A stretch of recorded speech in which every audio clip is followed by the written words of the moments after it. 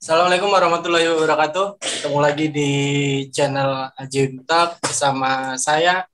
Hari ini kita mau bincang-bincang dengan Bung Kahar terkait wacana penolakan pembahasan Undang-Undang P3, yaitu Undang-Undang Penyusunan Peraturan Perundang-Undangan.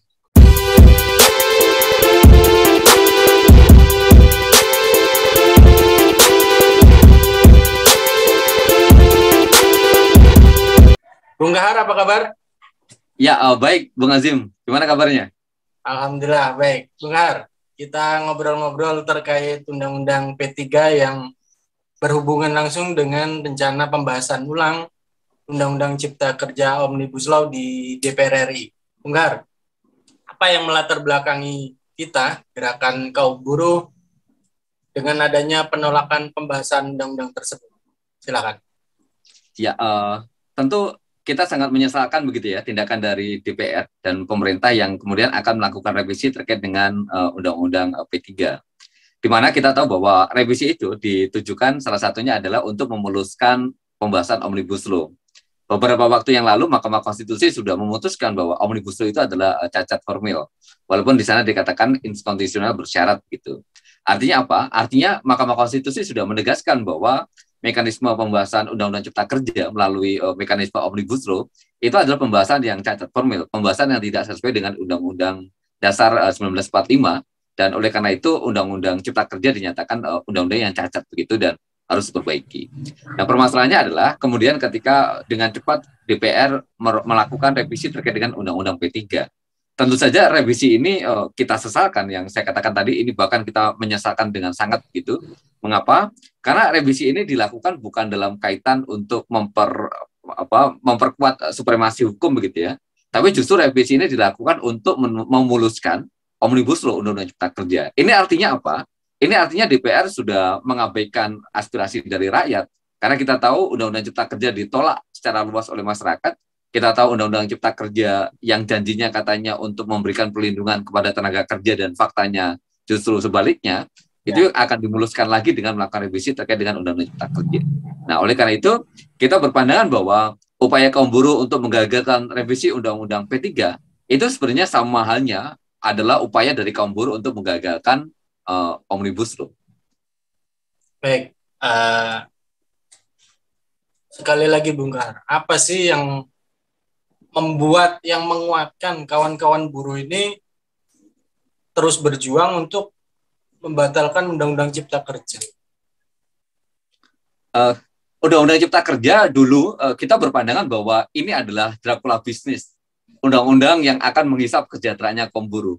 Itu kita ucapkan pada tahun 2019 ketika Undang-Undang Cipta Kerja masih dalam bentuk draft, masih dalam bentuk pembahasan. Jadi waktu itu kita mengkhawatirkan akan ada banyak sekali hak-hak kaum buruh dan hak-hak rakyat yang dikurangi dalam Undang-Undang Cipta Kerja.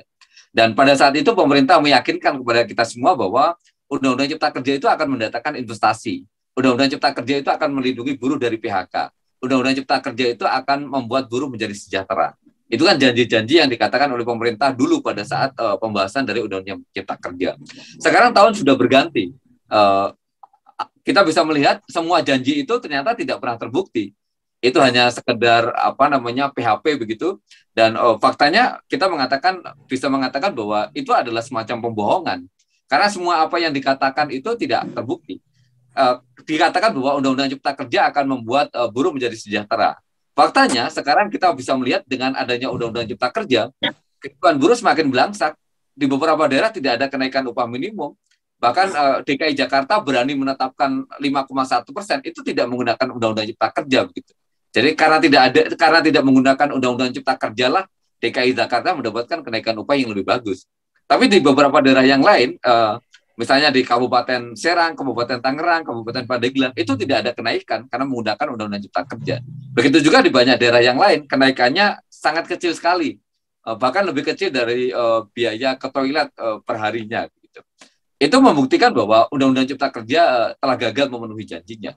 PHK terjadi di mana-mana, dan kemudian kita bisa melihat investasi juga tidak kunjung datang kan, lapangan pekerjaan juga masih sulit didapatkan. Artinya itu semua sudah cukup membuktikan bahwa Undang-Undang Cipta Kerja tidak layak untuk dilanjutkan. Jadi itu sebenarnya yang melatar belakangi kaum buruh melakukan penolakan terhadap Undang-Undang Cipta Kerja, karena bukan lagi kekhawatiran, tapi sudah menjadi kenyataan. Kenyataan sekarang yang ada itu adalah bahwa dengan hadirnya Undang-Undang Cipta Kerja, posisinya pengusaha itu sangat kuat, kemudian pemerintah berlepas tangan terkait dengan permasalahan-permasalahan perburuhan, dan kondisi buruhnya sendiri semakin terpuruk. Gitu. Jadi itu kondisi yang terjadi. Kita bisa melihat bahwa ini adalah undang-undang yang merugikan bagi kaum buruh. Baik, Bung Kahar, yang terakhir, langkah konkret apa yang akan dilakukan oleh gerakan buruh dalam menyikapi rencana pembahasan Undang-Undang P3? Ya, yang pertama saya mengutip apa yang disampaikan oleh Presiden KSPI yang juga Presiden Partai Buruh Bung Said Iqbal, bahwa Bung Said Iqbal menegaskan bahwa kaum buruh akan melakukan penolakan total begitu, melakukan perlawanan total terkait dengan revisi Undang-Undang P3. Karena ditegaskan bahwa revisi Undang-Undang P3 itu sejatinya semata-mata untuk memuluskan pembahasan atau revisi dari Undang-Undang Cipta Kerja Omnibus Law itu. Nah, kaum buruh akan melakukan perlawanan yang sangat keras. Bahkan Bung Said Iqbal sebagai Presiden KSPI sudah menegaskan akan melakukan pemogokan nasional terkait dengan rencana pemerintah untuk merevisi Undang-Undang P3 yang tujuannya adalah untuk membahas kembali Omnibus Law. Dan kemarin MPSPMI baru mengadakan rapat pimpinan, di mana di salah satu keputusan dari rapat pimpinan MPSPMI juga mengatakan hal yang sama. Jadi menegaskan untuk melakukan perlawanan total, bahkan kalau perlu melakukan pemogokan nasional ketika Undang-Undang Cipta Kerja yang diawali dengan revisi Undang-Undang P3 itu dilanjutkan begitu. Jadi itu perlawanan yang dilakukan. Pada saat yang sama, Partai Buruh saat ini juga sedang melakukan konsolidasi, sedang membangun struktur kepengurusan untuk bisa ikut dalam pemilu 2024. Dan oleh karena itu, Partai Buruh pada saat yang sama ini juga menegaskan bahwa kehadiran Partai Buruh salah satunya juga untuk menjegal agar Omnibus Law itu bisa digagalkan begitu. Dan yang terakhir, kita akan melakukan kampanye yang secara luas, secara terbuka kepada masyarakat bahwa jangan memilih partai politik yang ikut atau memberikan dukungan terhadap pembahasan Omnibus Law. Jadi kita akan memberikan hukuman secara politik kepada para politisi, kepada partai-partai yang tidak berpihak kepada rakyat, yang justru mengangkangi kehendak rakyat begitu agar Omnibus Law tidak dilanjutkan.